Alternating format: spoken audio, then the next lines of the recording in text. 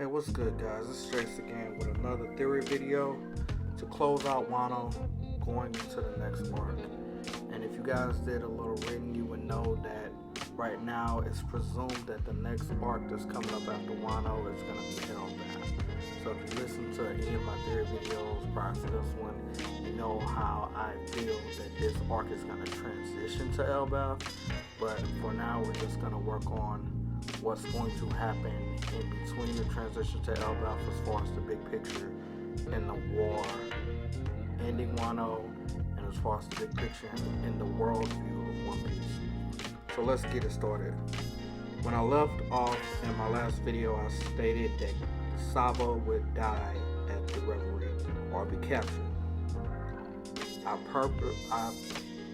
purposely feel that Sabo would die because I don't feel that Sabo has much more to bring to the story other than what he's already done. But if Sabo is captured, and I hope Oda doesn't play the capture angle again because he already did that with Ace, but if Sabo is captured, it's a chance the World Gov will use this opportunity to frame the Revolutionary Army for the death of Cobra, and use this as a means to push for support for the need of the SSG, Vegapunk's new creation. We know that with the abolishment of the Shishibukai, they will either be captured or allied with the Yonko. The powers that be are consolidating their power for the war to come. Big Mom and Kaido have one role poneglyph each, and Zou is the location of one of the others. After Wano, only one is left, and no one knows its location. I believe Kaido and Big Mom will use this opportunity to gather information from the scabbards about Oden's travels and possible locations of the last royal poneglyph. How crushing would it be for the Straw Hats to finally arrive on a roof to see Big Mom snatching years of life away from the last remaining scabbards that are still alive, while Kaido probes for information. This benefits both Yonkos, and it ups the stakes for Luffy to be serious. When we think about this concept, we know that torture's right up the alley of the Beast Pirates, and also, again, if the Straw Hats were to get to the roof and see Kinemon, Denjiro, Neko, Inuyasha being tortured and being probed for information on the travels of Oden and what happened during that time period when he was with Roger and when he was traveling the world and going to all these places, there's a very high chance that, of course, Oden would know the location or be able to point to the location of the last royal poneglyph. Also, to this point, I don't think that Kaido nor any of his, I would say, traditional subordinates, people that are fully involved and people that are loyal to him, have read Oden's journal. And I think the only person that knows about that content would be Yamato. So in that journal, I think that's where we're going to get a clue of the location of the last royal poneglyph. But I think Kaido doesn't know about that journal, so I think he and Big Mom are going to use this opportunity to try to probe for information to try to find a location of the last one. Again, me personally, I feel the last one is possibly in Elbaf, because it only makes sense considering we got roughly 2 arcs left, Elbaf and Raftel, so it makes perfect logical sense for that last poneglyph to be located there. But prior to that, that doesn't mean that Kaido, who is very, I won't say thorough in his attempt, but he thinks out when he does stuff. And as you can see from when Jack tortured Cat Viper and Dogstorm, he knew what he was asking for, and they had very good information that the possible target that they were looking for, which was Rizo at the time, was located on Zunisha in Zou. So I feel that Kaido would use this time to probe the last remaining scabbards of the ones that haven't already fallen in battle and are dead. Because I do believe a couple of scabbards are going to die. But I believe Kaido's going to use this time, he and Big Mom, to gather information to pretty much button up their strategy going forward prior to the war that's going to encompass the world. And then I also want to remind guys that, remember, this war that we're seeing in Wano is bigger than just Wano. I feel this war is going to start in Wano, but I don't think it's going to just end in Wano. I think it's going to spill over outside of the country of Wano and into the main storyline as far as encompassing the world with the results of what happens in this war. I believe that this benefits both Yonkos and it ups the stakes for Luffy to get serious. Zoro seeing Kiku's arm in the last chapter, and Jinbei already being himself more mature. I think Jinbei is the more mature, logical thinker, rational thinker on the crew. Jinbei and Zoro are already serious. It's time for Luffy and Sanji to grow and mature for what's to come. As we said, we're seeing we're seeing the scabbards being tortured. And again, I think Oda could make this like a very crucial and critical point. Seeing Big Mom, since she likes torture with the roulette. Seeing Big Mom using Kaido's tools of having the scabbards strapped up like Nekomamushi and Inuyasha. She's basically just toying with them, just taking an hour here, a month there, a year here, just taking their lives every time they don't answer a question or give them the information that they want. And Kaido just being the interrogator, just being the one asking the questions. Because again, I think Kaido's thorough enough to have points of weakness in as far as on the part of the scabbards to where he can ask good probing questions. And he doesn't seem like one to go into a situation without thinking about all these things. Yes, Kaido's a drunk. Yes, Kaido seems like he's not the most tactical leader at times, but I do believe there's more to the eye than what we have seen so far about Kaido. I think thus far we've had this perception that Kaido's just a brawler and his crew does everything for him. I think Oda's going to use the upcoming chapters to show the contrast between how Big Mom's crew runs and how Kaido runs his crew, and how Big Mom leads her crew and how Kaido leads his crew. And I think this is going to be that sighting would be a good thing to put Luffy in the mind frame of, okay, it's time to be serious, and this is the step of maturity that I need to take to not only be considered on the level of a Yonko, but to be trusted by my subordinates and future subordinates, that I can be mature enough to act on the level of a Yonko. We all know, for what it's worth, Law can easily use room and transport the scabbards to safety to heal up and be taken care of by Chopper and Marco. But seeing your comrades that way will affect the will, and it'll affect the mental stability of some of the subordinates and the lower ranking members of this battle. Like, Luffy has a bunch of people on his side that, let's be honest, they're just meeting him when he was in the prison, when he helped him escape from the prison.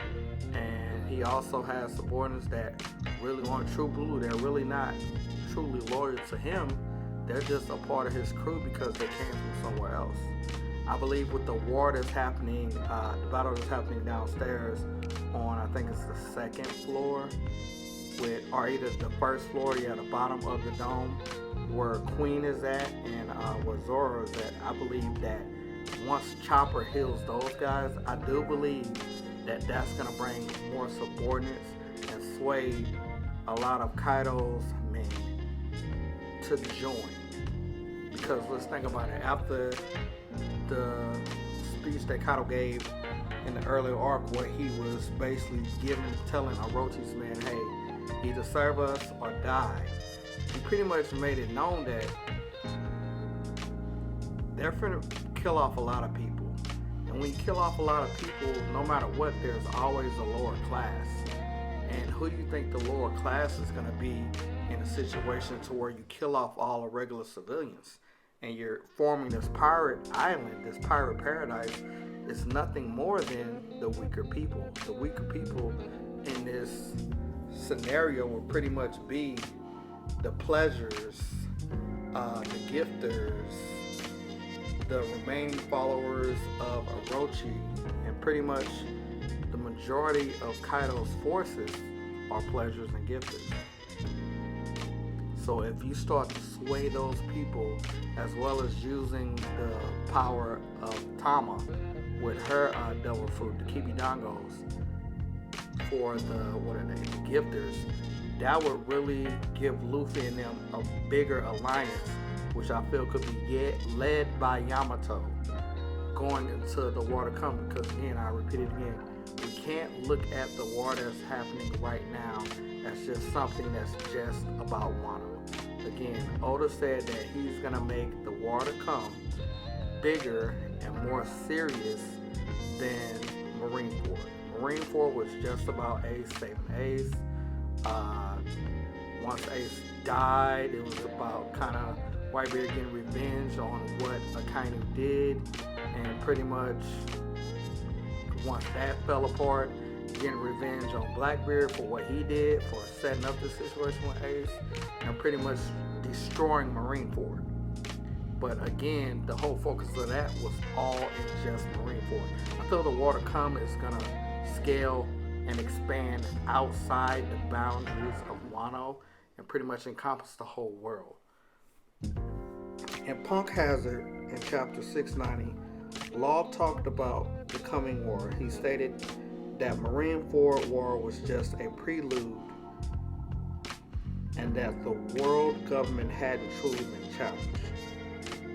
Law's attacks on Kaido's factory forced Kaido's hand earlier than expected, and Big Mom was brought along due to Caesar being captured and the incidents on Whole Cake Island. For those of us who don't know, Don Flamingo was playing both hands. Caesar, yes, was helping to assist Kaido and Don Flamingo by making Smile. But Caesar was also getting paid by Big Mom to do experiments on giantification, pretty much making giant kids. Because as we all know in Whole Cake Islands, Big Mom's dream was to have a tea party and sit at the table on eye level with all of her children, her subordinates, and her friends, and basically not be the oddball in the room. That was her wish, one of her dreams. And she was paying Caesar a lot of money to make a formula to make that possible. So once Caesar was captured, that was no longer happening. And that was one of the reasons that Peckham and Beige were sent, not only to get Sanji, but they were sent to get Caesar too. So that's one of the things that drew Big Mom into it. But now with Big Mom being there, Big Mom is, I believe she's joining this alliance for Kaido. One, to find out information about his road poneglyph, which is why I think we have not seen her children. And keep in mind, Kaido and Big Mom, it's already known that they're in an alliance. Her children by now all know that there's an alliance. Peril Sparrow knows. He's already had a one-on-one conversation with her to spell his trust. And we also know that Big Mom has the ability to communicate with her children through her hat. And she can get updates through her hat from her children and through her ship. So she can easily communicate and pass on information along to her kids.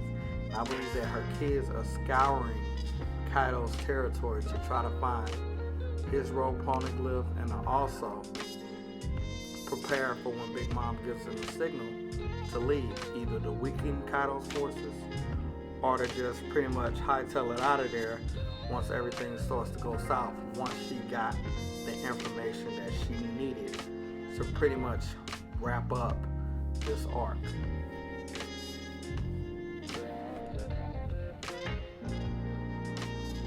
Big Mom was brought along due to Caesar, and we talked about that. But one thing we also had to talk about was the fact that once Don Flamingo was captured, that was a key thing because he was talking to Shiryu, and she basically stopped the guards from silencing him, and she said, "Let him speak."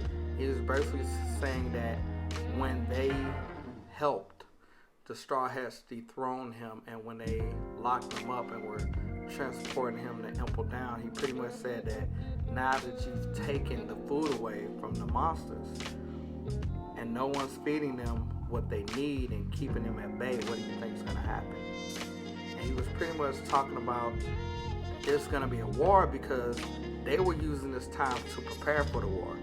But in the end, they were still kept at bay. They were silent, they were calm, they were cool, they were collected because they were just using this time to sharpen their knives, get more arrows in their quiver, pretty much tighten up everything, all their loose ends. Now that you've taken that away, it's just gonna escalate the timeline and make it a whole lot faster for this war. And he was basically saying, who's gonna be on top now? Is it gonna be the Revolutionary Army? Is it going to be the world government and the SSG? Is it going to be one of the four Yonko? Or is it going to be the generation, the worst generation? And one of those people coming out on top. And I think once that information was pushed up to the world government, they purposely started escalating the timeline and leaking information to force the hands of the Yonko. And I don't think they were surprised as much as they made it seem early in the chapters of the Reverie when Big Mom and Kaido joined forces. Because again, yes, the Reverie was going on, but again, once the Reverie ended, it's not like they hightailed it to Wano. Pretty much Kaido wanted nothing to do with Wano. And not only that, they were still too busy trying to lock up the Shishibukai and to round them up. So, to me, pretty much like Kaido said, whatever it is that the world government has, he says they're being arrogant. But I don't think they're being arrogant at all. I think they're just ready to make an example out of somebody and play their hand. And I think the example is going to start with the Revolutionary Army. And I think that's where Sabo's death will come in, because it'll bring the last piece of the pie into the war for real. We already have Blackbeard moving. If Blackbeard moves, that means Shanks is gonna move. And if Shanks moves and Kaido and Big Mom are moving and making their own moves, whether it's towards an alliance or whether it's each of them separately moving to shore up the rogue poneglyphs and to go after the ancient weapons, well, now you have all of the pieces of the puzzle moving. You have Shishibukai moving, you have the Yonko moving, and you have the world government moving. That's all the pieces that you need, including the Revolutionary Army, to make a war that encompasses the world. And it'll basically be a war of the different factions in different territories, different seas, all culminating to the one big war over the One Piece, or after the One Piece is found.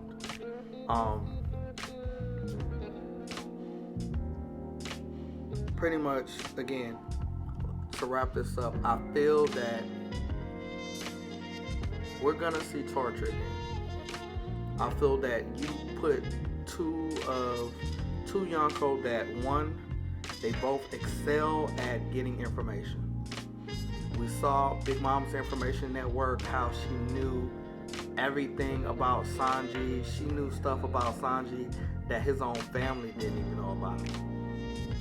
And then Kaido, we saw his information network, how no matter what Cat Viper or the people of Zou said, Jack knew without a shadow of a doubt that Raizo was there.